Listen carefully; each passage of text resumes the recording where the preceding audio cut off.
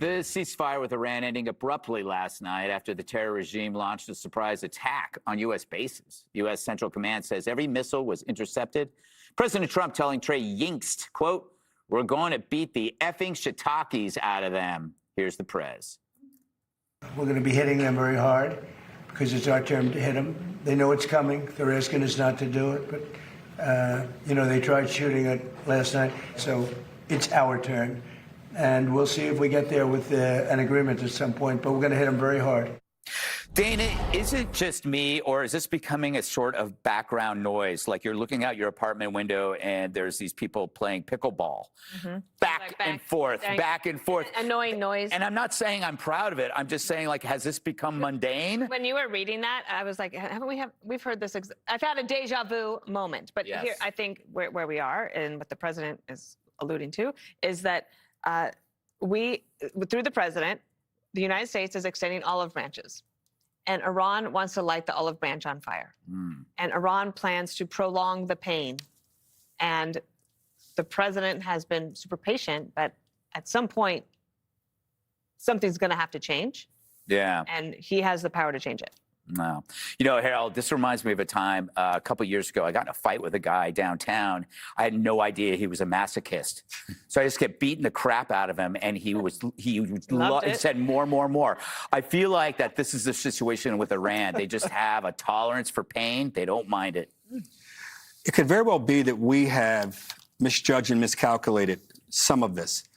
The president, after 12 days of attacks, which I wish we had never stopped, even as we were going through this month, we paused it for a long period of time with the memorandum of understanding. But the president, for 12 straight days, the American military launched attacks against Iran. The president then said, I'm going to pause it because I think there's a chance we could find some agreement here. We want to find a way to get an off-ramp here. Then the Iranians decided to do what they did last night. What it signals to me, Greg, is that there may be two people in the driver's seat here, us and them. When you want to end a war, you have to have the other side wanting to end it as well. Two, we have replaced the regime in Iran. The problem is, I think we replace it with a more hardline regime than there was before. We clearly have decimated a lot of their military capabilities, but we have not decimated it all. So I would suggest these two things. And I started off every time, like I start off when I suggest to the president, he can take our recommendations, he has it or not. Stop talking so much. Two, get us an objective that we can all rally around as a country. Give us a strategy around it, and then say you're going to execute the daylights out of it and give a speech to the country about it. Because right now we seem to have a multiple choice of objectives. Open the Straits of Hormuz. Ensure that they don't have a nuclear weapon. Ensure that they don't have the ability to launch ballistic missiles. And every day it's like we don't know which one is the priority. Some days it's the Straits of Hormuz, some days it's the nuclear, some days it's the ballistic missiles. What we have to understand as a country is that this is not going to be easy. Democrats and Republicans in Congress, particularly Democrats who voted last week to end funding to Israel, I think that there are issues with Israeli policy, but it is foolish to not have our best ally there on the ground helping us. We need to talk to them. I think President Trump, I give him a lot of credit for the way he and Netanyahu have talked over the last several weeks. I think he's sharing with him our interests, the kind of stakes we have there as well. But we have to support our friends there.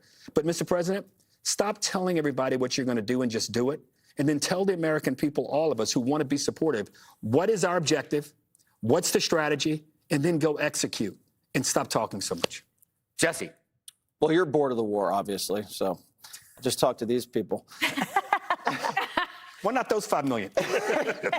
But Iran is going on offense. That's changed. They opened up the second front with the Houthis, and now they launched a first strike attack on our base, which we knocked down, but it was during the Graham funeral, so it was symbolic, and the president has to respond strongly. These talks did collapse. They gave an offer to him from Oman. They say, we'll cut the strait in two. We'll have a north route, south route, split it 50-50. You know what Iran said? F you. We want the whole thing. So now we're back at war. And the president only has a few options. One, ground assault on the islands. But then you're just going to get a hot mess right there with a lot of Marines. Or you do bridge and power plant day. He's worried about the astronomical reconstruction costs and taking all the energy offline and the civilian situation. Also looking at finishing off the 20% of the targets that we left after Operation Epic Fury and decapitation strikes. Is that going to change the dynamic at the negotiating table? I don't know. The economic advisors love patience. They want this blockade and the sanctions to stick it to them because they don't think they can last. These guys are greedy. They're not a bunch of savages in caves like the Taliban roasting goat over a bonfire. These guys have like $20 million estates in London, all right? So that could hurt. But the president has to do something to change the dynamic because what they're trying to do, jack up the price of energy, so the Fed has to raise rates and it slams the brakes on the U.S. economy. Emily, what say you? Nailed it. Just two things. I was thinking about the relationships with the Gulf allies and that when things start hitting the fan, they gravitate toward us for security. They want Iranian deterrence. They want stability. They want economic flourishing. And they don't really want to be involved. And they're still relying on us for that safety. That is something that China cannot replace. Jackie asked the president today about the rumors that China supplied 400, whatever it was, rocket launchers or whatever to Iran. He was like, if that's what's happening, that's going to change things. And there's a lot of questions people had. You mentioned this earlier about military readiness. Are we wearing ourselves thin? Are we able to sustain this and also sufficiently deter China? These are questions that the administration maintains. The answer to is a resounding yes. But these questions remain. And I think at the end of the day, we're testing China's limitations, but we're also testing our own on the global stage. All right.